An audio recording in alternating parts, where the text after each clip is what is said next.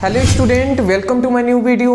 आज का वीडियो आप सभी के लिए बहुत ही ज़्यादा इंपॉर्टेंट है क्योंकि आप सभी को पता है कि आपका एग्ज़ाम है बहुत ही नज़दीक आ चुका है और अब हमें एक अच्छे रणनीति के तहत हमें स्टडी करनी पड़ेगी, जिसके लिए हम आपको सबसे पहले तो फिजिक्स के सभी 2 नंबर वाले क्वेश्चन को करा दिए हैं, वैसे ही केमिस्ट्री का भी 2 नंबर वाले क्वेश्चन को करा दिए हैं, 3 नंबर वाले क्वेश्चन को भी करा दिए हैं और कल ही आपको शाम को वीडियो मिला था जिसमें हमने 4 नंबर वाले संपूर्ण किताब को कंप्लीट करा दिया है। मैं आशा करता हूं आप सभी ने उन सभी टॉपिक को देख लिए होंगे।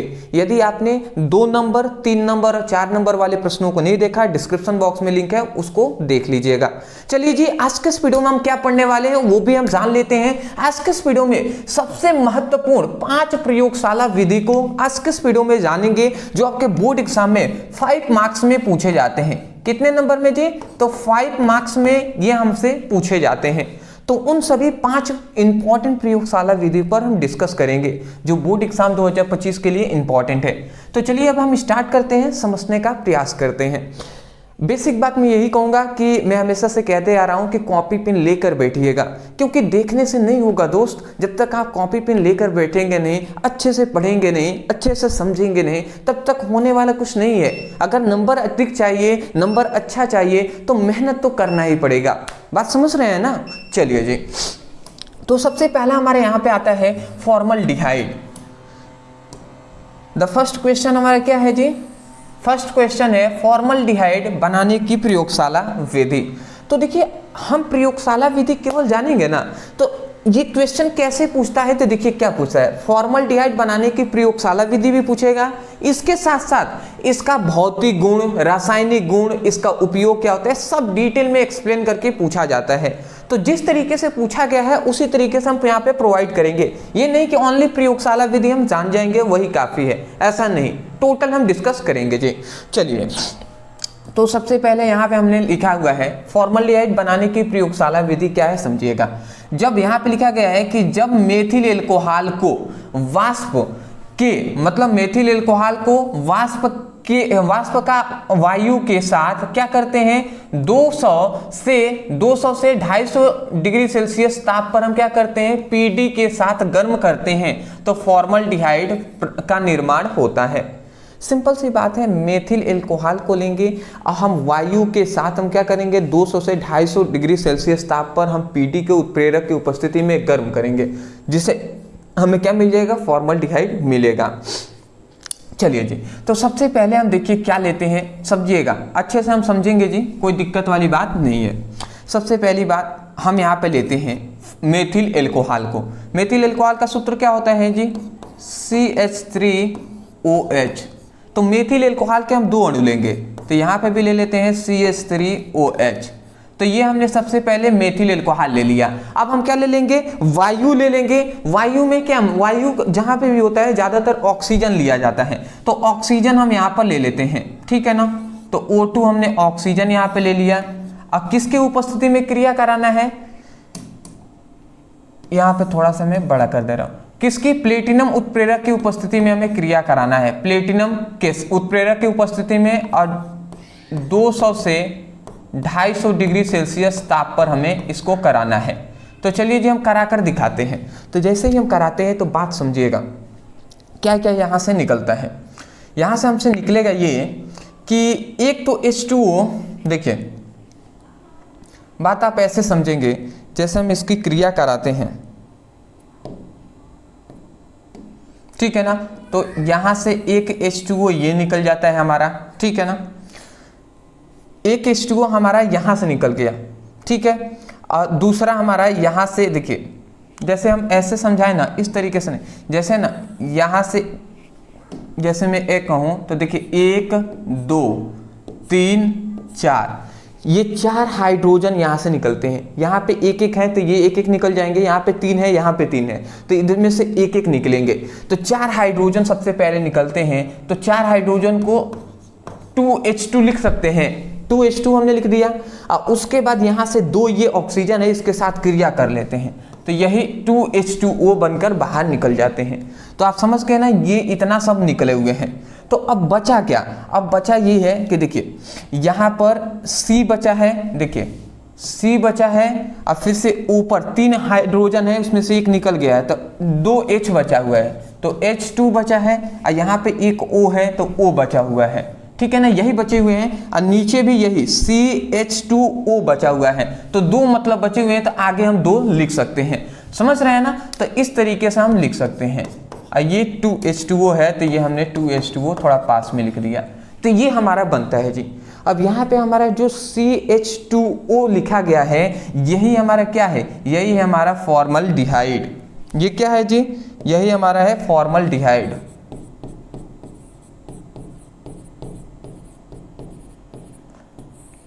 ये क्या है हमारा फॉर्मल्डिहाइड। अब आप कहेंगे सर फॉर्मल्डिहाइड का तो ये सूत्र होता है ना HCHO, और यहाँ पे आप बता रहे हैं CH2O, तो ये कैसे हुआ। अरे भैया ये जो है ना ये इसी के बराबर है, जैसे यहाँ पे CH2O लिखें या हम HCHO लिख दें, दोनों बात तो बराबर ही है ना। आप कहेंगे कैसे, तो समझिएगा, यहाँ पे 2 हाइड्रोजन है, अगर हम चाहें तो C, यहाँ पे 2 हाइड्रोजन है तो एक हाइड्रोजन को आगे, एक इसमें से हाइड्रोजन निकाल के जस्ट हम आगे यहाँ पे रख सकते हैं, तो वही हमने यहाँ पे रख दिया। O है तो O लिख दिया। देखिए एक कार्बन तो एक ही कार्बन है, 2 हाइड्रोजन तो एक 2 हाइड्रोजन, 1 ऑक्सीजन तो 1 ऑक्सीजन, तो या तो हम ऐसे लिखें या तो ऐसे लिखें, दोनों बात एक ही है जी। बात आप समझ रहे हैं ना। तो मोस्टली आप ऐसे लिख सकते हैं या आप ज़्यादातर ऐसे भी लिखेंगे जिससे टीचर भी समझ में आ जाए उनको, तो ऐसे भी लिख सकते हैं, ऐसे भी लिख सकते हैं, उससे कन्फ्यूजन नहीं होनी चाहिए। आशा करता हूँ कि आपको समझ में आ गया होगा। मेथिल अल्कोहल को वायु के उपस्थिति में, मतलब वायु के साथ प्लेटिनम के उत्प्रेरक की उपस्थिति में 200 ATM ताप पर, मतलब 200 डिग्री से 250 डिग्री सेल्सियस ताप पर गर्म करते हैं तो फॉर्मल्डिहाइड का निर्माण होता है। तो ये हुआ हमारा सबसे पहली बार फॉर्मल्डिहाइड बनाने की प्रयोगशाला विधि। इतना लिखने के बाद ये आप केवल रिएक्शन लिख देंगे, फिगर बनाने की कोई आवश्यकता नहीं है, इसमें फिगर नहीं बनाना है, ठीक है ना। जहाँ पर फिगर बनाने की आवश्यकता आएगी मैं बता दूंगा, ठीक है ना, उसका टेंशन आप ना लें। देखिए कभी कभी क्या है, मैं जानता हूं कि एग्जाम में बहुत सारी क्वेश्चन घुमा कर भी पूछते हैं, तो कभी कभी प्रयोगशाला विधि तथा अन्य विधियां भी पूछ लेता है, या ऐसे कह देगा कि फॉर्मल्डिहाइड बनाने की विधियों का उल्लेख कीजिए, तो विधियां भी पूछ लेता है। तो प्रयोगशाला विधि एक जान लेते हैं, अन्य विधियां भी हम जान लेते हैं। यहाँ पे अन्य विधियां में क्या है कि जब मेथिल अल्कोहल को कॉपर तथा ऑक्सीजन के साथ क्या कराते हैं, क्रिया कराते हैं, तो फॉर्मल्डिहाइड का निर्माण होता है। तो हम क्या करेंगे जी, सबसे पहली बात कि जब हम मेथिल अल्कोहल को लेंगे, ठीक है ना, और इसको क्या करेंगे, मेथिल अल्कोहल को हम ले लेते हैं जैसे कि CH3OH, ये हमने मेथिल अल्कोहल को ले लिया। अब मेथिल अल्कोहल को कॉपर या ऑक्सीजन की उपस्थिति में हम क्या करेंगे जी, क्रिया करा देंगे, ठीक है ना। कॉपर और ऑक्सीजन की उपस्थिति में क्या कराते हैं, हम इसकी क्रिया करा देते हैं। तो जैसे ही कराते हैं ना, तो बात आप समझिएगा क्या होता है। देखिए जब हम कॉपर और ऑक्सीजन की उपस्थिति में हम इसको क्या कराते हैं, क्रिया कराते हैं, तो समझिएगा क्या होगा। यहाँ से होगा ये ना कि यहाँ पे आपका जो 3H2 दिखाई, मतलब 3 मात्रा में हाइड्रोजन यहाँ पे है, तो इसमें से 2 हाइड्रोजन पहले बाहर निकल जाते हैं, ठीक है ना। तो 2 हाइड्रोजन बाहर निकलेंगे तो ये H2 बनकर ये पहले बार तो बाहर निकल जाते हैं, ठीक है ना। तो बचा क्या, बचा यहाँ पे देखिए C बचा, फिर से यहाँ पर एक ही ना H बचा जी, तो वो H लिख देंगे, फिर से O बचा तो O लिख देंगे, और फिर से H बचा तो H लिख देंगे। या इसी को हम चाहें तो बताइए, या तो हम ऐसे, या इसी को हम चाहें तो ये बताइए CH2O लिख सकते हैं, CH2O लिख सकते हैं। अरे भैया 2 हाइड्रोजन है तो CH2 कर दिए, O लिख दिए। या इसी को हम चाहें तो इसको हम एक H को आगे अगर हम भेज दें तो HCHO लिख सकते हैं ना। तो इसीलिए हम यहाँ पर HCHO लिख देंगे, इसको इरेज करके जो ज़्यादा फेमस है वही हम नाम लिख देंगे HCHO। तो ये हमने लिख दिया, ये क्या है हमारा फॉर्मल्डिहाइड है, ठीक है ना। कंफ्यूजन बिल्कुल भी नहीं होनी चाहिए, इसलिए मैं छोटी छोटी बातें बार बार बता रहा हूँ कैसे, ठीक है। भले ही समय लगे कोई दिक्कत नहीं है, समझ में आनी चाहिए। मेन मोटिव हमारा ये होना चाहिए कि समय दे रहे हैं तो क्या हमें समझ में आ रहा है, ठीक है ना, ये बातें हैं। तो आशा करता हूं कि आपको समझ में आ रहा होगा। पहले आप इसको समझ लिया ना। चलिए जी, अभी हम स्क्रीनशॉट लेने का आपको टाइम देंगे, उसका टेंशन आप ना लें, ठीक है ना। अगला आता है फॉर्मल्डिहाइड का भौतिक गुण। अब फॉर्मल्डिहाइड का भौतिक गुण क्या होता है ये हम जान लेते हैं। तो देखिए, यह एक रंगीन तीक्ष्ण गंध वाली गैस होती है। रंगहीन होता है, इसका कोई रंग नहीं होता है, तीक्ष्ण गंध वाली इसकी क्या होती है, गैस होती है। जल में अत्यधिक घुलनशील होता है, जल में घोलेंगे ना तो घुल जाएगा। इसे सूंघने पर आंख और नाक से क्या होता है, जलन होती है। इसे सूंघेंगे ना तो आंख और नाक में क्या होगी, जलन होगी, पानी निकलने लगेगा, ठीक है ना, आंखों से आंसू निकलने लगेंगे। यह एक प्रबल संक्रमण नाशक होता है, ठीक है ना, मतलब जला भी सकता है, ये बातें हैं। तो इतनी बात समझ के ना। चलिए, भौतिक गुण भी हम जान लिए। उसके बाद आता है रासायनिक गुण। अब रासायनिक गुण इसमें पूछा गया है बार बार, इसलिए मैं यहाँ पे बता दे रहा हूँ, समझिएगा। सबसे पहला हमारा आता है सोडियम हाइड्रोक्साइड के साथ क्रिया, ठीक है ना। उसके बाद अमोनिया के साथ क्रिया। तो पहले जब हम सोडियम हाइड्रोक्साइड के साथ क्रिया कराएंगे तो क्या बनता है जी, ठीक है ना, ये हमें जानना है, ठीक है। तो देख लेते हैं जी क्या बनता है, ठीक है। सबसे पहले मेथिल एल्कोहल को, सॉरी, ये जो हमारा फॉर्मल्डिहाइड है इसको लेंगे, HCHO, ठीक है ना। तो फॉर्मल्डिहाइड का हम यहाँ पे 2 अणु ले लेते हैं, SCHO, ठीक है ना। फॉर्मल्डिहाइड के 2 अणु ले लिए। अब इसको हम क्या करते हैं, सोडियम हाइड्रोक्साइड जो NaOH है, तो इसकी हम क्रिया कराते हैं, NaOH। तो जैसे ही सोडियम हाइड्रोक्साइड का हम क्या कराते हैं, क्रिया कराते हैं। तो जैसे ही हम इसकी क्रिया कराएंगे तो यहाँ पे याद रखेंगे, यहाँ पे याद रखेंगे कि सोडियम हाइड्रोक्साइड की यहाँ पे 50 मात्रा में हम लेते हैं। तो जैसे हम इसकी क्रिया कराएंगे ना तो यहाँ से देखिए ये इतना प्रोडक्ट बाहर निकलता है। थोड़ा सा इसको विशेषकर ऐसे बताना पड़ेगा, समझिएगा। यहाँ से क्या निकलते हैं जी, यहाँ से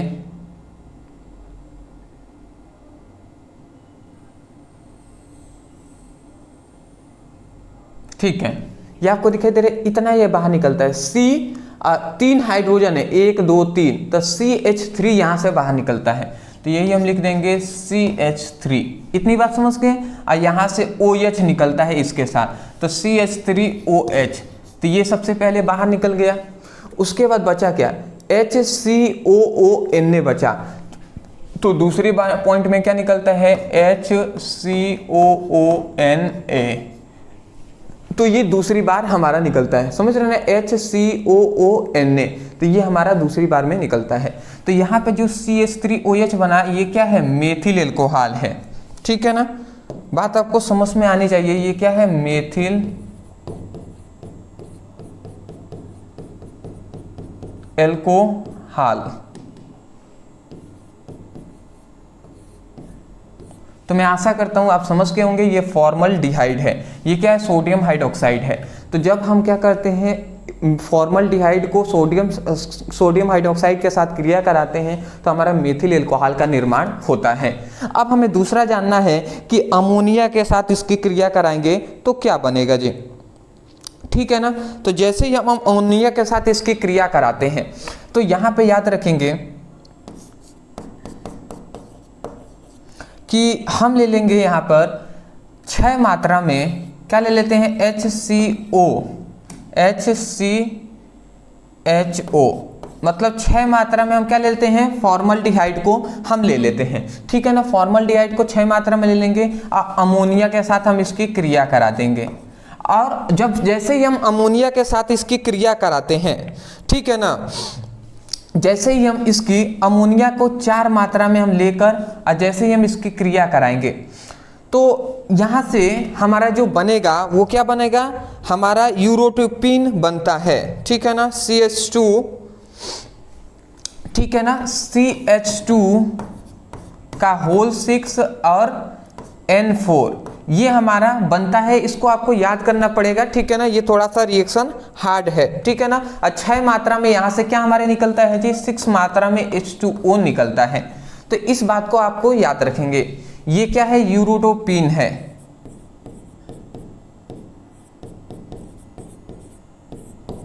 ठीक है। देखिए यहाँ पे जब से हम फॉर्मल्डिहाइड को अमोनिया के साथ क्रिया कराते हैं तो ये हमारा क्या बनता है, CH2 का होल 6N4, ठीक है ना, प्लस H2O यहाँ से 6 मात्रा में बाहर निकलता है, ठीक है ना। इस बात को आपको याद रखेंगे, ठीक है। तो मैं आशा करता हूं कि ये भी बात आप समझ के होंगे, ठीक है ना। ये दो आपको मोस्टली याद रखना है, एक भी आप याद कर लेंगे ना काफ़ी है, उसका टेंशन आप ना लें, ठीक है ना। बस अगर अमोनिया से क्रिया आ जाता है तो लिखना अनिवार्य होगा, इसलिए हमने बता दिया। इसका उपयोग जान लेते हैं। तो सबसे पहला आता है फॉर्मलिन के रूप में परीक्षक के भांति उपयोगी होता है। दूसरा होता है प्लास्टिक के निर्माण में, गठिया संक्रमण के रूप में और रजत दर्पण बनाने में, ठीक है ना। इतनी बात आप याद रखेंगे,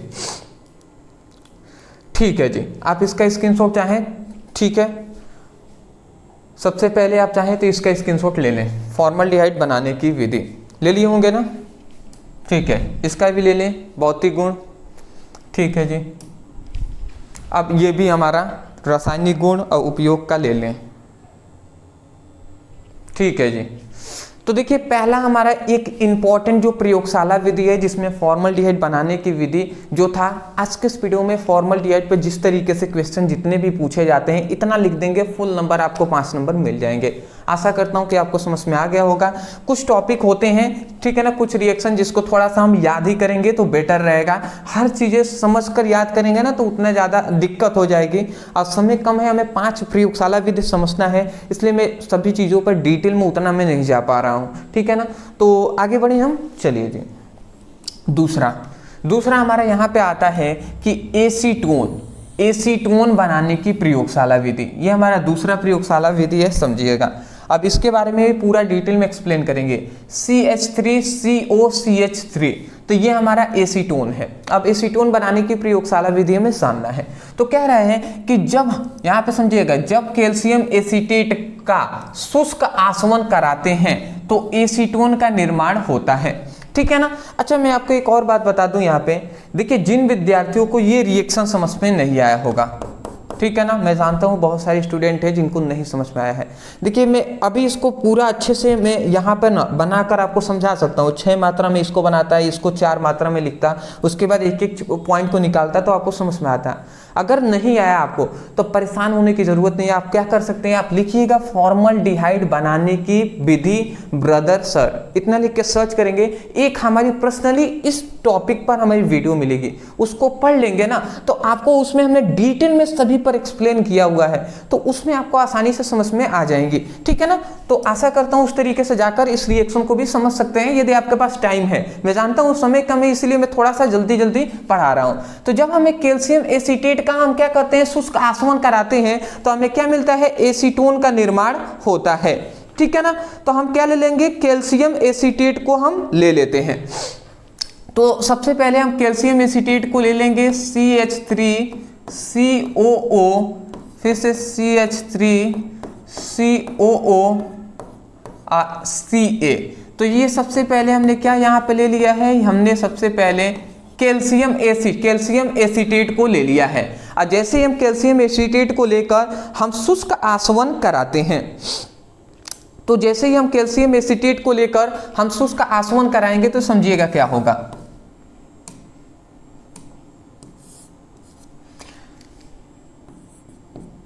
शुष्क आसवन, तो जैसे ही हम कैल्शियम एसीटेट को लेकर शुष्क आसवन कराते हैं तो बात समझिएगा क्या होता है। यहां से ये इतना यहां से निकलता है, ठीक है ना, और यहां से CH3 निकलता है, ठीक है ना। तो ये इतना सबसे पहले निकलता है CH3COCH3। तो ये हम यहाँ पे लिख देते हैं CH3COCH3, ये हमारा बाहर निकल गया। तो बचा क्या, यहाँ पे कैल्शियम बचा, तो देखिए कैल्शियम हम लिख दे रहे हैं Ca, और यहाँ पे देखिए एक कार्बन, 1 2 3 ऑक्सीजन बचे हुए हैं। तो एक कार्बन है तो एक कार्बन को हमने लिख दिया, 3 ऑक्सीजन है तो O3 हमने लिख दिया। कैल्शियम कार्बोनेट का भी निर्माण हो जाता है। और ये हमारा क्या है, CH3COCH3, इसी को हम क्या कहते हैं, एसीटोन कहते हैं, जिसका फॉर्मूला यहाँ पे है। तो इसका मतलब ये हमारा एसीटोन का निर्माण हो गया है, ठीक है ना। तो ये हमारा एसीटोन इस प्रकार बनता है जी कि जब हम क्या करते हैं कैल्शियम एसीटेट को शुष्क आसवन हम कराते हैं तो हमें एसीटोन का निर्माण होता है। आशा करता हूँ समझ के होंगे। ये आपको जो हमने बॉक्स में बंद किया है ना, ऐसे आपको नहीं करना है, इस बात को आपको याद रखनी पड़ेगी, ठीक है ना। मैं केवल समझाने के तौर पर यहाँ पे बता दे रहा हूँ, अदरवाइज बहुत सारे स्टूडेंट हैं जो ऐसे करने लगेंगे तो बहुत दिक्कत हो सकती है भैया। ऐसा बिल्कुल भी आपको एग्जाम में नहीं करना है, ठीक है ना। दूसरा हमारा आता है जब आइसोप्रोपाइल एल्कोहल को कॉपर के साथ 573 केल्विन ताप पर गर्म करते हैं तो हमें क्या मिलता है, एसीटोन का निर्माण होता है, ठीक है ना। तो जैसे हम आइसोप्रोपिल एल्कोहल को हम ले लेंगे, तो आइसोप्रोपिल एल्कोहल को हम ले लेते हैं CH3 CH और OH। तो यह हम क्या करते हैं, आइसोप्रोपिल एल्कोहल को लेंगे और इसकी जब हम क्रिया कराते हैं, ठीक है ना, तो कॉपर की उपस्थिति में, कॉपर Cu की उपस्थिति में 573 केल्विन ताप पर हम इसकी क्या कराते हैं, क्रिया कराते हैं। तो जैसे ही क्रिया करेंगे तो समझिए क्या होता है, यहाँ से ये इतना निकलता है, ये दोनों निकलेंगे। सबसे पहली बात CH3 यहाँ से निकलेंगे, यहाँ से एक कार्बन निकलता है, यहाँ से एक ऑक्सीजन निकलता है, ठीक है ना। तो अगर मैं ऐसे समझाने से बेहतर है मैं ऐसे भी समझा सकता हूँ। क्या निकलता है, यहाँ से एक हाइड्रोजन निकलता है, यहाँ से एक हाइड्रोजन निकलता है, दो यहाँ से हाइड्रोजन निकल जाते हैं। तो ये सबसे पहली बात, तो H2 ये पहली बात तो बाहर निकल गए, तो बचा क्या, CH3 CO CH3 बचा ना। तो यही हम लिख देंगे CH3 CO और CH3। तो ये बताइए किसका सूत्र है, CH3 CO CH3, यही तो है एसीटोन। तो यही हम क्या लिख देंगे, एसीटोन है, ठीक है ना। तो इस बात को आपको याद रखना है। ये क्या है, आइसोप्रोपिल एल्कोहल है, आइसोप्रोपिल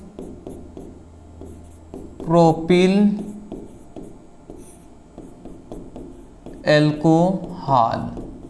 तो जब आइसोप्रोपिल एल्कोहल को कॉपर के उपस्थिति में 573 केल्विन ताप पर हम क्या कराते हैं, क्रिया करा देते हैं, तो एसीटोन का निर्माण हो जाता है, ठीक है ना। चलिए जी, अगला याद रखेंगे कि यहाँ पे इसका भौतिक गुण। अब भौतिक गुण क्या होता है, सबसे पहले ये एक रंगहीन और मधुर गंध वाली द्रव होती है। दूसरा, कार्बनिक विलायकों में घुलनशील होती है, वाष्पशील और ज्वलनशील होती है, ठीक है ना, जल से हल्की होती है। इसमें कुछ समझाने वाला है नहीं, सबको हम रिवीजन करा रहे हैं बार बार दोबारा, इसीलिए मैं कहूँगा भौतिक गुण जानने के बाद उपयोग जान लीजिए कि कार्बनिक विलायकों के रूप में। दूसरा आता है, इसका उपयोग कार्बनिक विलायकों के रूप में होता है। दूसरा, रंजक और औषधियों के निर्माण में भी इसका उपयोग होता है। कृत्रिम इत्र, मतलब इत्र जो होता है परफ्यूम और रबर बनाने में भी इसका उपयोग होता है। क्लोरोफॉर्म के निर्माण में भी इसका उपयोग होता है। तो ये हुआ इसका उपयोग। मैं आशा करता हूँ समझ के होंगे। सबसे पहले आप इसका स्क्रीनशॉट ले लें। चलिए जी, बेहतर, ये भी आप ले लें। चलिए, ले ही लिए होंगे, आसान है, ठीक है ना। ये भी ले लें, ले लिए होंगे ना, ठीक है जी, ठीक है। अगला नेक्स्ट हमारा तीसरा जो प्रयोगशाला, तीसरा हमारा ये हमारा थर्ड है, तीसरा प्रयोगशाला विधि जो है एसिटल्डिहाइड बनाने की प्रयोगशाला विधि। अब एसिटल्डिहाइड बनाने की प्रयोगशाला विधि क्या है समझिएगा। यहाँ पे कह रहा है जब एथिल एल्कोहल को ऑक्सीजन के साथ K2Cr2O7 और H2SO4 की उत्प्रेरक की उपस्थिति में क्रिया कराते हैं तो एसिटल्डिहाइड का निर्माण होता है, ठीक है ना। तो सबसे पहले हम एथिल एल्कोहल को ले लेंगे। चलिए जी, हम यहाँ पे एक एक करके बता रहे हैं, समझिएगा। एथिल एल्कोहल का सूत्र क्या होता है, तो सूत्र होता है CH3CH2OH। तो जैसे ही हमने एथिल एल्कोहल को यहाँ पे हमने ले लिया, अब एथिल एल्कोहल को हम किसके साथ क्रिया कराएंगे, ऑक्सीजन की उपस्थिति में क्रिया कराते हैं, ठीक है ना। तो जैसे ही हम ऑक्सीजन की उपस्थिति में हम क्या कराते हैं, अब ये सभी उत्प्रेरक रहेंगे K2Cr2O7 और प्लस H2SO4, इन सभी को उत्प्रेरक की उपस्थिति में हम क्रिया कराते हैं तो क्या होता है जी, देखिए यहाँ पे होता ये है कि जैसे ही हम इसकी क्रिया कराते हैं, बात यहाँ पे ये समझने वाला है कि यहाँ से एक हाइड्रोजन निकलता है, यहाँ से एक हाइड्रोजन, यहाँ के एक ऑक्सीजन, ठीक है ना। तो ये सबसे पहली बात तो H2O बनकर ये बाहर निकल जाते हैं, समझ रहे हैं, एक एक और एक, यहाँ से एक हाइड्रोजन, दो हाइड्रोजन और O, H2O बनकर बाहर निकल गया, बचा क्या CH3। तो सबसे पहले हमने CH3 लिख दिया, CH3 के बाद CH, यहाँ पर CH बचा तो CH लिख दिया, CH और यहाँ पर एक ऑक्सीजन है तो O हमने लिख दिया। तो ये हमारा क्या है, यही है एसिटल्डिहाइड।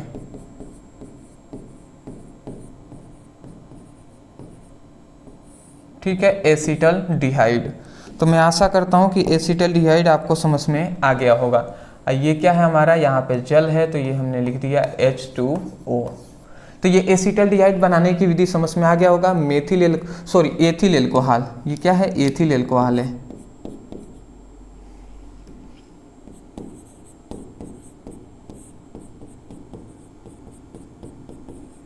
Ethyl alcohol. तो जब हम एथिल एल्कोहल को ऑक्सीजन के साथ K2Cr2O7 और जो हमारा जो H2SO4 है सामने सल्फ्यूरिक अम्ल की उपस्थिति में क्रिया कराते हैं तो एसिटल्डिहाइड का निर्माण होता है। आशा करता हूँ समझ गए होंगे। दूसरा आता है एसिटल्डिहाइड बनाने की औद्योगिक विधि। देखिए, प्रयोगशाला विधि से हम बहुत ही कम मात्रा में प्राप्त कर सकते हैं, पर औद्योगिक विधि मान लेते हैं हमें एसिटल्डिहाइड जो है वो अधिक मात्रा में चाहिए, तो हम कैसे औद्योगिक विधि द्वारा प्राप्त कर सकते हैं। तो इसमें क्या होता है समझिएगा, इसमें ये होता है कि जब एसिटिलीन, ठीक है ना, बात को यहाँ पे समझने वाला है कि जब एसिटिलीन गैस को H2O के साथ और H2SO4 और HgSO4 की उपस्थिति में क्रिया कराते हैं तो एसिटल्डिहाइड बनता है। मतलब सिंपल से यहाँ पे बात है कि जब एसिटिलीन गैस को हम लेंगे, ठीक है ना, और उसमें जल और क्या लेंगे, सांद्र सल्फ्यूरिक अम्ल, मतलब जल के साथ और इन सभी उत्प्रेरक की उपस्थिति में क्रिया कराएंगे तो हमारा बन जाएगा जी। देखिए कैसे बनता है। सबसे पहले एसिटिलीन गैस को हम ले लेंगे जिसका सूत्र होता है CH ट्रिपल बॉन्ड CH, ठीक है ना। तो ये हमारा एसिटिलीन गैस है। अब इसको हम जल के साथ हम क्रिया कराएंगे, HOH या H2O भी हम लिख सकते हैं, ठीक है ना। अब किन की उपस्थिति में हम कराते हैं जी, तो सबसे पहली बात H2SO4 और दूसरी बात HgSO4। ये उत्प्रेरक की उपस्थिति में जैसे ही हम क्रिया कराते हैं तो यहाँ पे हमारा क्या बन जाता है, एसिटल्डिहाइड बन जाएगा, CH3CHO बन जाता है। कैसे बनेगा समझिएगा।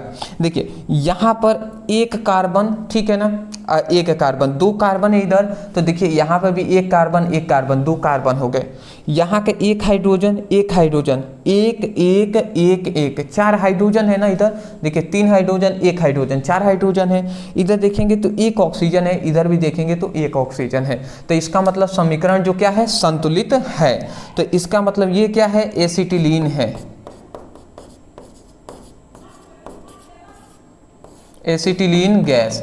तो जब से ही हम एसिटिलीन गैस को हम क्या करते हैं, जल के साथ हम क्रिया करा देते हैं, जल के साथ, ठीक है ना, ये सभी उत्प्रेरक की उपस्थिति में, तो एसिटल्डिहाइड का निर्माण हो जाता है।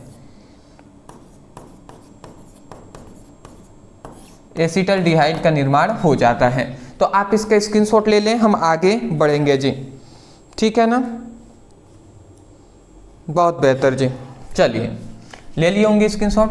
आते हैं भौतिक गुण पर। भौतिक गुण इसका क्या क्या है जी, सबसे पहले ये रंगहीन तीक्ष्ण गंध वाला द्रव है, ये तो जानते हैं, वाष्पशील और ज्वलनशील होता है, जल और कार्बनिक विलायकों में घुलनशील होता है, क्वथनांक इनका इतना होता है 294 केल्विन, ठीक है ना।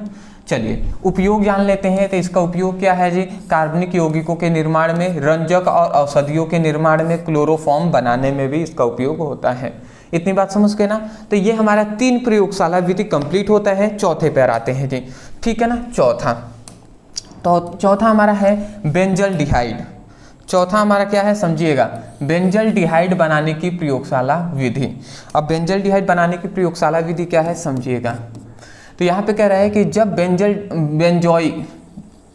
जब बेंजाइल क्लोराइड को कॉपर नाइट्रेट के साथ कार्बन डाइऑक्साइड की उपस्थिति में गर्म करते हैं तो हमारा क्या बनता है, बेंजल डिहाइड का निर्माण होता है। तो हम क्या कर लेंगे जी, सिंपल सा हम क्या कर लेंगे, सबसे पहले बेंजल क्लोराइड को हम ले लेते हैं, ठीक है ना।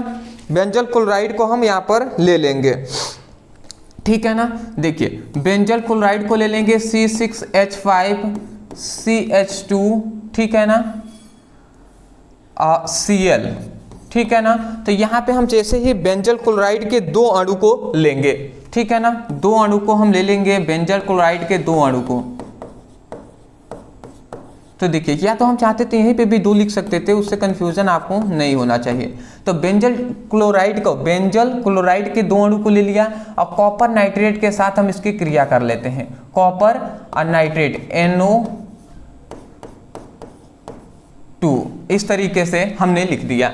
देखिए हम चाहे तो इसका होल्ट वाइज भी लिख सकते हैं, मतलब कॉपर नाइट्रेट का वास्तव में सूत्र CONO3 का होल्ट वाइज ऐसा होता है, बट हमने 2 इसको लिखने के जगह पर हमने इस तरीके से 2 अलग अलग लिख दिया है, जिससे आपको आसानी से समझ में आए। तो जैसे ही हम क्या करते हैं, बेंजल क्लोराइड को हम लेंगे कॉपर नाइट्रेट के साथ और इसको हम क्या करेंगे, कॉपर नाइट्रेट के साथ कार्बन डाइऑक्साइड की उपस्थिति में क्या करते हैं, गर्म करते हैं। तो गर्म करेंगे किसकी उपस्थिति में, कार्बन डाइऑक्साइड की उपस्थिति में। और जैसे ही हम इसको गर्म करते हैं तो बेंजल डिहाइड का निर्माण हो जाता है, ठीक है। देखिए कैसे होता है, आप बात को समझिएगा, ठीक है ना। सबसे पहली बात यहां से C6H5, ठीक है ना, CH2 निकलते हैं, ठीक है। देखिए सबसे पहले एक एक चीज को मैं बताता हूं। देखिए यहां से एक कॉपर निकलेगा और यहां से 2 क्लोरीन निकलेंगे, ठीक है ना। सबसे पहले ये साइड प्रोडक्ट को पहले मैं लिख दे रहा हूं, तो ये यहां पे मैं लिख दे रहा हूं CuCl2।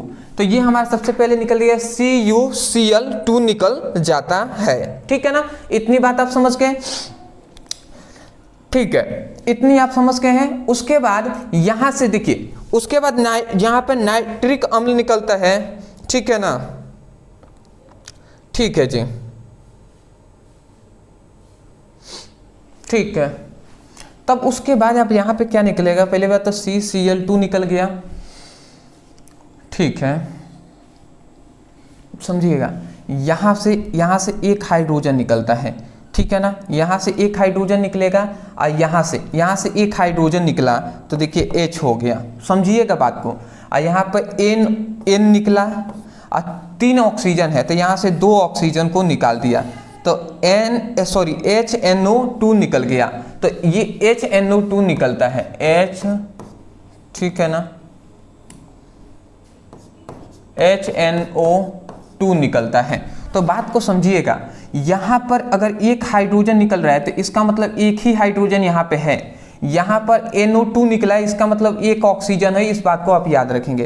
तो जैसे ऊपर निकला है वैसे यहां पे भी तो निकल सकता है ना, एक हाइड्रोजन है, यहां से NO2 निकलेगा, ठीक है ना। तो इसका मतलब 2 मात्रा में ये निकलता है, बात आप समझ रहे हैं ना। तो ऊपर H बचा है, नीचे इधर O बचा है इसमें से, तो इसी तरीके से इधर भी H बचा होगा, इधर भी ओनली O बचा होगा, ठीक है ना, यही ना बचे हैं जी। तो अब बात को समझिएगा, अब क्या बचा है, ओनली C6H5CHO, समझ रहे हैं, C6H5CHO बचा है, नीचे भी C6H5CHO बचा है। तो यही हम डायरेक्ट अब यहाँ पे लिख देंगे कि C6H5CHO, इसको 2 मात्रा में ये हमारा है, 2 मात्रा में हम इसको कर देंगे। तो ये हमारा क्या हो जाएगा, बेंजल डिहाइड हमारा हो जाएगा।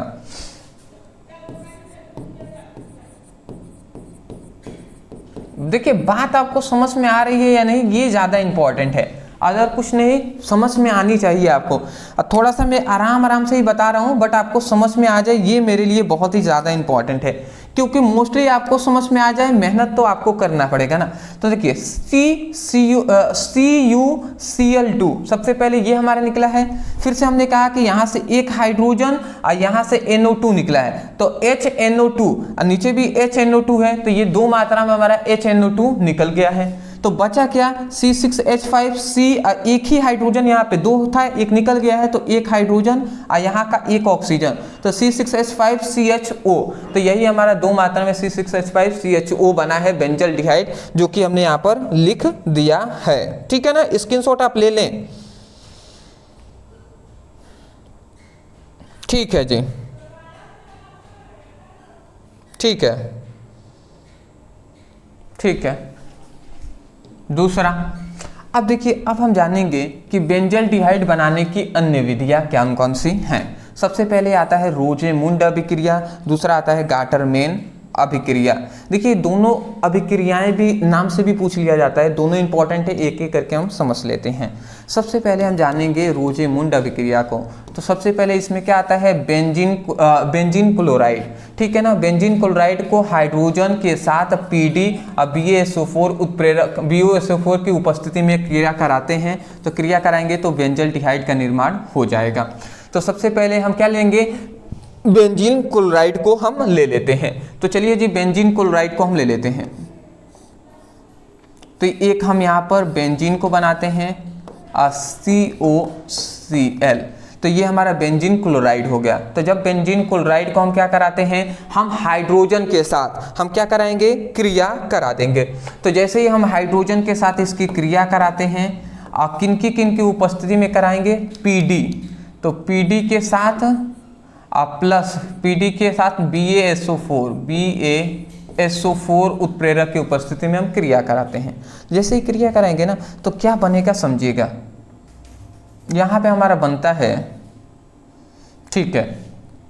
अच्छा, यहाँ पे अगर मैं आपसे कहूँ, ये दो हाइड्रोजन जो हमने लिखा हुए हैं, इसको चाहें तो हम H सिंगल बॉन्ड H इस तरीके से लिख सकते हैं। दो H ऐसे भी है वैसे भी है। ऐसा हमने इसलिए किया क्योंकि आसान होगा समझाने में। जैसे कि यहाँ से H और Cl निकल जाएंगे, तो HCl सबसे पहले निकलेगा, ठीक है ना। तो ये हम यहाँ पर लिख दे रहे हैं HCl। तो ये हाइड्रोजन क्लोराइड है, ये पहले बाहर निकल गया। तो बचा क्या, बेंजीन और C, और यहाँ पे O है, यहाँ का एक ये H है ना, ये यहाँ पे बीच में आ जाता है। तो बेंजीन के साथ CHO हो जाएगा। तो यही बात हम यहाँ पर लिख देंगे। ऐसे भी हम लिख सकते हैं, बेंजीन रिंग हम इस तरीके से बना दिए और इसके ऊपर CHO लिख देंगे। तो ये भी हमारा बेंजल्डिहाइड हो गया। बेंजल्डिहाइड को ऐसे लिखें या इस तरीके से फॉर्म में लिख दें, दोनों बात एक ही है जी। तो ये हमारा क्या हो गया, बेंजल्डिहाइड।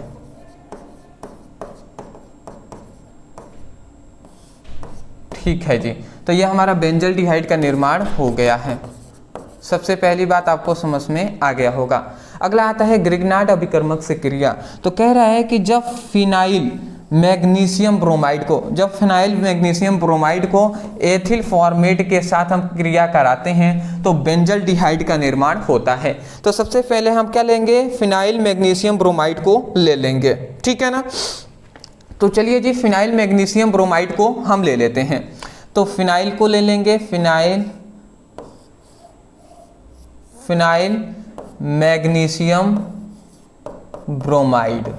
तो फिनाइल मैग्नीशियम ब्रोमाइड को हमने यहाँ पे ले लिया और इसको क्या कर देंगे, एथिल फॉर्मेट से हम इसकी क्रिया करा देंगे, ठीक है ना। तो एथिल फॉर्मेट को हम इसके साथ क्रिया करा देंगे। एथिल फॉर्मेट को हम ऐसे भी लिख सकते हैं, HCOO C2H5, ठीक है ना। एथिल फॉर्मेट को हम ऐसे भी लिख सकते हैं, उससे कोई भी दिक्कत नहीं होनी चाहिए, ठीक है ना। तो जब से ही हम क्या कराते हैं, एथिल फॉर्मेट से इसकी क्रिया कराते हैं, तो हमारा क्या बनता है आप समझिएगा, ठीक है जी, ठीक है। तो देखिए, जैसे हम इसकी क्रिया कराते हैं ना, बात समझिएगा। जब हम फिनाइल मैग्नीशियम को, ये हमारा फिनाइल मैग्नीशियम है, तो मैं यहाँ पे लिख दे रहा हूँ फिनाइल मैग्नीशियम। सब देखिए, मोस्टली आपको इन सभी को समझकर याद ही करना पड़ेगा। समझा दूंगा ना तो याद करने में आसानी होगी, इसलिए मैं समझाने पर ज़्यादा फोकस कर रहा हूँ। याद तो, मेहनत तो आपको करना ही है। फिनाइल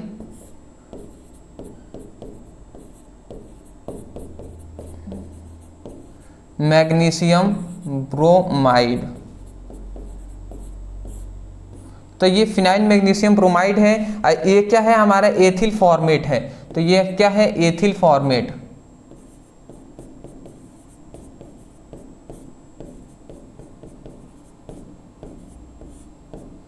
तो जब फिनाइल मैग्नीशियम ब्रोमाइड को एथिल फॉर्मेट के साथ हम क्रिया कराते हैं तो समझिए क्या होता है। यहाँ से होता ये है ना कि यहाँ से केवल बेंजीन निकलता है और यहाँ से हमारा ये इतना ये निकल जाता है। बात को समझिएगा, सबसे पहले यहाँ से बेंजीन निकलता है तो ये हम यहाँ पे लिख दे रहे हैं। और यहाँ से देखिए HCO है, इसको चाहे तो C को पहले लिख सकते हैं तो CHO भी तो लिख सकते हैं ना, HCO को CHO भी तो लिख सकते हैं। तो ऐसे हमने सीधा करके लिख दिया है, ठीक है ना। तो देखिए ये हमारा बेंजल्डिहाइड सबसे पहले बन गया। दूसरा, ठीक है ना, दूसरा हमारा क्या होता है समझिएगा। दूसरा अब क्या बनेगा, यहाँ पे C2H5O और MgBr ये हमारा बन जाएगा। तो दूसरा हमारा क्या बनेगा, C2H5O MgBr। तो ये हमारा दूसरा बन गया। ये क्या है, हमारा बेंजल्डिहाइड है।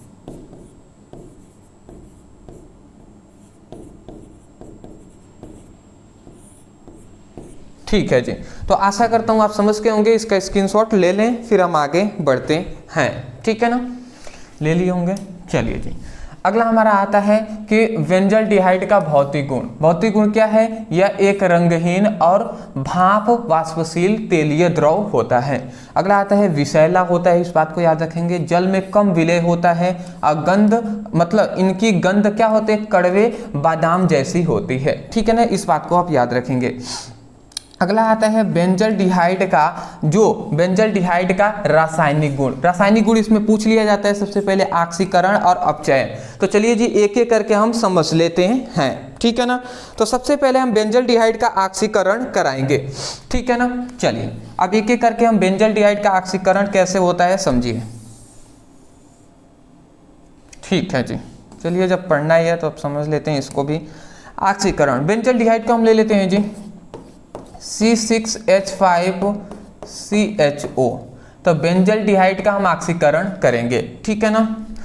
किसके साथ हम इसकी ऑक्सीकरण करने वाले हैं और किसके साथ, तो याद रखें उत्प्रेरक K2Cr2O7 और प्लस H2SO4, इनके उत्प्रेरक की उपस्थिति में हम क्या कराते हैं, क्रिया कराते हैं, ठीक है ना। तो जैसे ही क्रिया करेंगे तो बात को समझिएगा।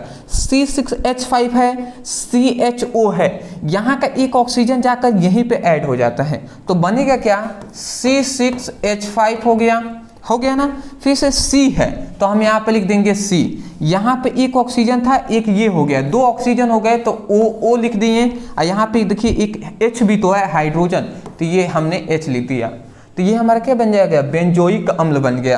तो ये हम लिख देते हैं बेंजोइक अम्ल।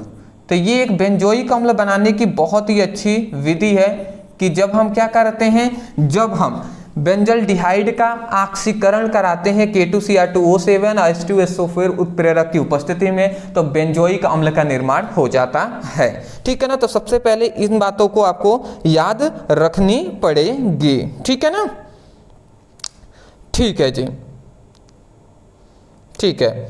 अब दूसरा हमारा आता है अपचयन। अब अपचयन कैसे होगा तो समझिएगा। दूसरा हमारा आता है अपचयन, तो यहाँ पे C6H5 और CHO। तो जब हम C6H5CHO का हम क्या कराते हैं, अपचयन कराते हैं, और किनके साथ, जिंक और HCl, ठीक है ना। उत्प्रेरक हम ले लेते हैं यहाँ पे जिंक और या HCl को हम उत्प्रेरक को ले लेंगे और हाइड्रोजन का हम इनका अपचयन कराते हैं। तो जैसे ही हम इनका अपचयन कराएंगे ना, तो यहाँ से दो हाइड्रोजन हमने यहाँ पे लिया हुआ है, समझिएगा। तो क्या बनेगा यहाँ पे, ठीक है जी। तो यहाँ से देखिए, यहाँ पे जैसे ही हमने हाइड्रोजन यहाँ पर लिया हुआ है तो बनता ये है, यहाँ से समझिएगा C6H5 हो गया। फिर से CH, यहाँ पे दो हाइड्रोजन है, एक हाइड्रोजन सबसे पहले यहाँ पे ऐड होगा इस H में, तो C और फिर से H2 हो जाएगा, क्योंकि एक H था, एक H यहाँ से आया है तो H हो गया है, तो H2 हो गया ना, CH2। फिर से देखिए यहाँ पे एक ऑक्सीजन है, एक और यहाँ पे हाइड्रोजन है ना, तो ये ऑक्सीजन के साथ ऐड हो जाएगा तो OH बन गया। तो देख रहे हैं ना, यहाँ पर एल्काइल समूह हाइड्रोक्सी समूह के साथ एल्काइल समूह जुड़ा हुआ है, ठीक है। एल्काइल या एराइल समूह जब भी जुड़े होते हैं तो ये हमारा क्या हो जाता है, ये हमारा एल्कोहल हो जाता है, ठीक है ना। तो ये हमारा एल्कोहल का निर्माण होता है। जब भी बेंजल्डिहाइड का हम क्या कराते हैं, ऑक्सीकरण अपचयन कराते हैं तो एल्कोहल का निर्माण होता है। स्क्रीनशॉट ले लें, ठीक है ना, इंपॉर्टेंट है जी। ठीक है जी, ले लिए होंगे, ठीक है। उपयोग भी हम जान लेते हैं। सबसे पहले आता है बेंजल्डिहाइड का उपयोग। सबसे पहले आता है सुगंध के निर्माण में, रंजक मतलब रंग, ठीक है ना, और औषधियों के निर्माण में किया जाता है, कार्बनिक यौगिकों के निर्माण में। स्क्रीनशॉट ले लें, बहुत बेहतर जी, ठीक है जी। अब जो हमारा आता है ये अंतिम हमारा पांचवा इंपॉर्टेंट जो क्या है प्रयोगशाला विधि है, उसको भी देख लेते हैं, उसके बाद वीडियो समाप्त करेंगे। यह हमारा आता है एसिटिक अम्ल बनाने की प्रयोगशाला विधि, ठीक है ना। तो सबसे पहले आ गया एसिटिक अम्ल बनाने की प्रयोगशाला विधि। तो देखिए कैसे हम एसिटिक अम्ल का प्रयोगशाला विधि बनाते हैं। देखिए सबसे पहली बात तो यहाँ पे क्या कहा जा रहा है इसको समझिएगा। कह रहा है कि जब एथिल एल्कोहल का हम क्या कराते हैं, ऑक्सीकरण कराते हैं, ठीक है ना। अब किनकी उपस्थिति में, K2Cr2O7 H2SO4 उत्प्रेरक की उपस्थिति में, तो हमारा क्या बनता है, हमें एसिटिक अम्ल प्राप्त हो जाता है, ठीक है ना। नॉर्मल सा यहाँ पे हमें बताया गया है, ठीक है। तो देखिए ये ऐसे ही नहीं प्राप्त होगा, समझिएगा कैसे हमें प्राप्त होता है, ठीक है ना। सबसे पहले हम एथिल एल्कोहल को ले लेते हैं, तो CH3CH2OH, जैसे ही हम एथिल एल्कोहल को लेंगे और इसका ऑक्सीकरण कराएंगे, ठीक है ना, इसका हम ऑक्सीकरण कराते हैं। अब किन की उपस्थिति में, देखिए यहाँ पे साइड प्रोडक्ट हम नहीं लिखेंगे, यहाँ पर K2Cr2O7 और H2SO4 को उत्प्रेरक की उपस्थिति में क्रिया कराते हैं। तो होता यहाँ पे ये है ना कि समझिएगा, यहाँ से देखिए, यहाँ से एक हाइड्रोजन, यहाँ के एक हाइड्रोजन, यहाँ का एक ऑक्सीजन, ये सबसे पहली बात तो बाहर निकल जाते हैं। इसको मैं इस कलर से, पीले कलर से लिख दे रहा हूँ, H2O, ये बाहर निकल जाता है साइड प्रोडक्ट के रूप में। तो बचा यहाँ पे क्या, बचा यहाँ पे ये समझिएगा, बचा यहाँ पे ये CH3 बचा है, CH3। फिर से यहाँ पे देखिए C है तो C हमने लिख दिया, यहाँ पे एक हाइड्रोजन निकल गया है तो एक ही ना हाइड्रोजन बचा, तो H हमने लिख दिया, और यहाँ पे एक O है तो ये हमने O लिख दिया। तो ये हमारा क्या बन गया, CH3CHO बन गया है। तो ये हमारा एसिटल्डिहाइड पहले बनाते हैं। तो जैसे अब हमारा एसिटल्डिहाइड बना तो अब हम फिर से इसका ऑक्सीकरण करा देंगे, ठीक है ना। अब इसका फिर से हम ऑक्सीकरण करा देंगे। ऑक्सीकरण किसके उपस्थिति में हम कराएंगे, कौन से उत्प्रेरक को लेंगे, तो यहाँ पे ये समझ लेते हैं। फिर से K2Cr2O7 प्लस H2SO4 उत्प्रेरक की उपस्थिति में क्रिया करा देंगे। यहाँ का ये ऑक्सीजन आएगा, यहाँ पे ऐड हो जाएगा बीच में, तो क्या बन जाएगा जी, CH3COOH बन जाएगा। ये हमारा क्या हो जाएगा, यही तो हमारा एसिटिक अम्ल, ठीक है ना, CH3COOH, ठीक है ना, CH3COOH, ये क्या है, एसिटिक अम्ल, ठीक है ना। तो ये हमारा बन गया है जी, ये एसिटल्डिहाइड है,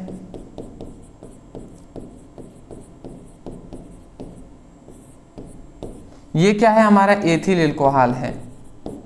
नाम आप लिख लेंगे,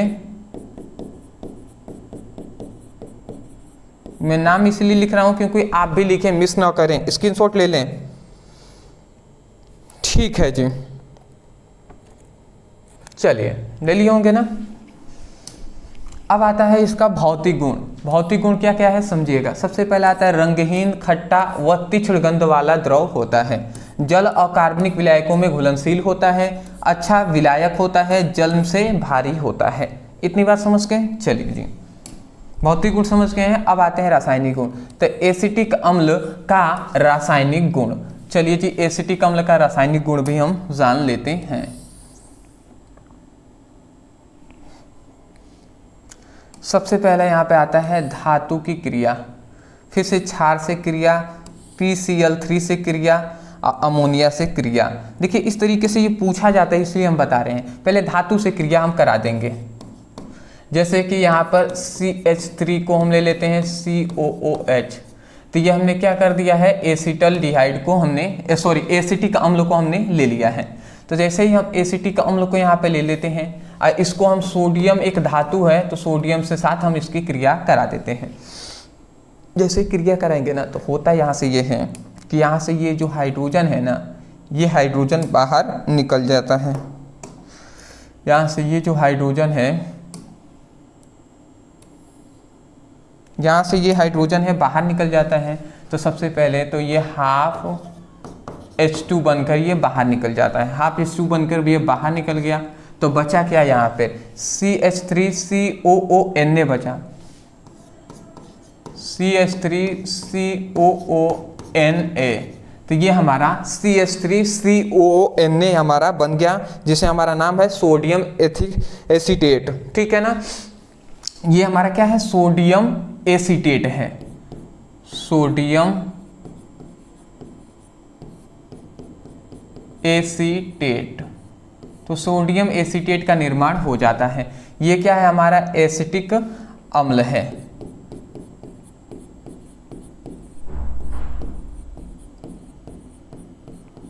ठीक है, ये क्या है, सोडियम है।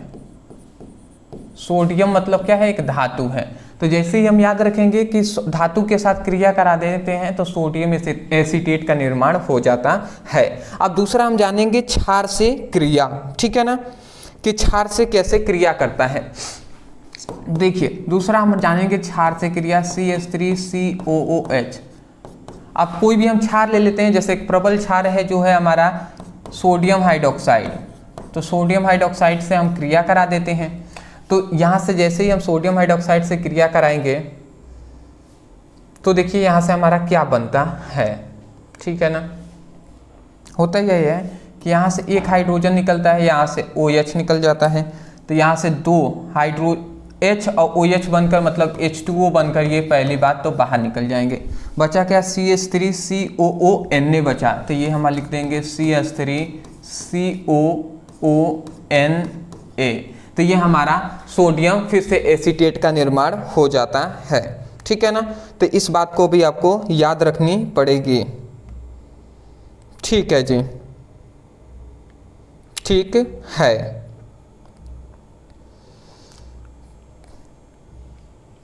ठीक है, अगला हमारा तीसरा आता है PCl5 मतलब PCl5 से क्रिया। अगला हमारा PCl5 से कैसे क्रिया करेंगे समझिएगा। हम सबसे पहले एसिटिक CH3COOH को ले लेते हैं। यह हमने एसिटिक अम्ल को हमने यहाँ पर ले लिया है। ठीक है ना, इसको हम क्रिया करा देते हैं PCl3 से। ठीक है ना, देखिए ये हमने एसिटिक अम्ल 3 मात्रा में हम यहाँ पे लेंगे। इसको PCl3 फास्फोरस ट्राइक्लोराइड से हम इसकी क्रिया कराते हैं। ठीक है ना, पेंटाक्लोराइड नहीं, फास्फोरस ट्राइक्लोराइड से क्रिया कराते हैं। ठीक है ना, सॉरी PCl यहाँ पे टाइपिंग में मिस्टेक हुआ है।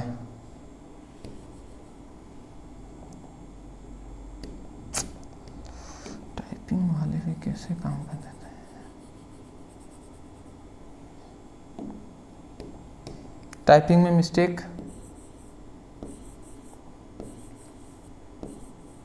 ठीक है जी। तो PCl3 से हम इसकी क्रिया करा देते हैं। तो जैसे ही हम क्या करते हैं, जब से ही हमने एसिटिक अम्ल को लेंगे, अब PCl3 से हम इसकी क्रिया कराएंगे तो हमारा क्या बन जाता है, यहाँ पे हमारा बनता है CH3COCl। ये हमारा 3 मात्रा में बन जाता है क्लोरो एसिटल्डिहाइड। ठीक है ना, मतलब क्लोरो एसीटेट का मतलब निर्माण यहाँ पर हमारा हो जाता है। ठीक है ना, या एसिटाइल क्लोराइड भी हम इसे कहते हैं। और यहाँ पर एक और साइड प्रोडक्ट के रूप में P3PO3 का निर्माण ये बाहर निकलते हैं। ठीक है ना, तो यहाँ पे ये बात आप याद रखेंगे। जिसे हम क्या कहते हैं जी, जिसे फास्फोरस एसिड कहते हैं, इसका नाम आप याद रखेंगे।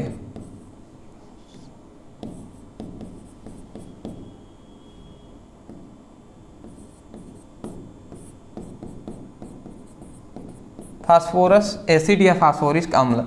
ठीक है ना, इसको एसिटाइल क्लोराइड भी हम कह सकते हैं।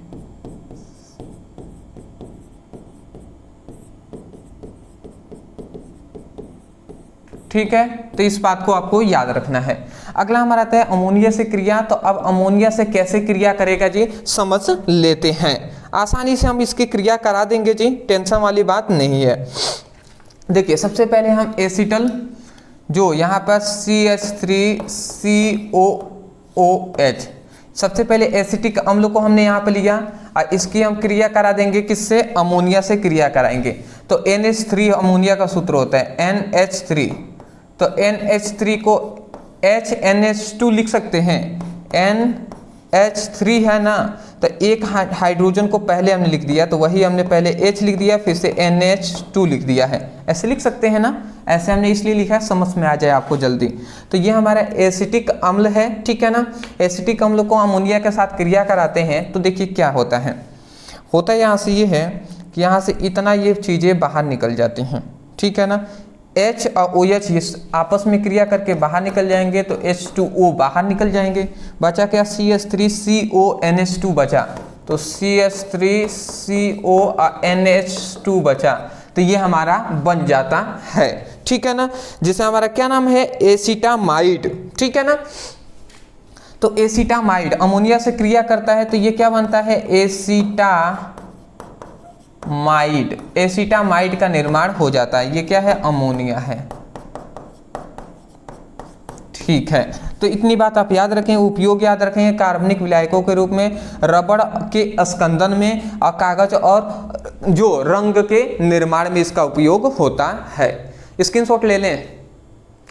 चलिए दोस्त, तो मैं आशा करता हूं कि आपको समझ में आ गया होगा। तो अभी के इस वीडियो में हमने 5 इंपॉर्टेंट प्रयोगशाला विधि पर डिस्कस कर लिया है। एक इंपॉर्टेंट सूचना है वो हम आपको बता दें यहाँ पे अंतिम में, ये 2 प्रयोगशाला विधि है जो कि हम कह सकते हैं कि VVI है, जिसको आपको मैं कहूँगा तैयार करने के लिए। कैसे करेंगे वो हम बता दे रहे हैं। सबसे पहला आता है फॉर्मिक अम्ल, जो कि मोस्ट इंपॉर्टेंट है, फॉर्मिक अम्ल बनाने की प्रयोगशाला विधि, इसको आप याद कर लीजिए। दूसरा है बेंजोइक अम्ल बनाने की प्रयोगशाला विधि, सॉरी यहाँ पे, ठीक है ना। तो यहाँ पे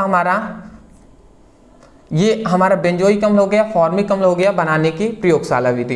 तो ये दोनों चीजें आपको याद रख लेनी है। यहाँ पे जो टाइपिंग में थोड़ी सी फॉर्मूले पर मिस्टेक कर दिया गया है, ठीक है ना, ठीक है, तो फॉर्मूले पे डिस्कस आप नहीं करेंगे, ठीक है ना। तो इतना आप ये 2 टॉपिक को तैयार कर लेंगे।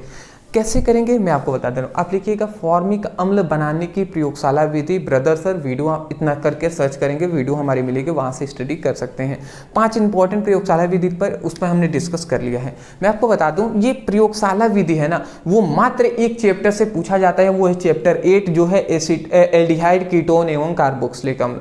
जितने भी हमने इस वीडियो में टॉपिक कराए हैं ना, वो सभी इसी चैप्टर के इंपॉर्टेंट टॉपिक थे।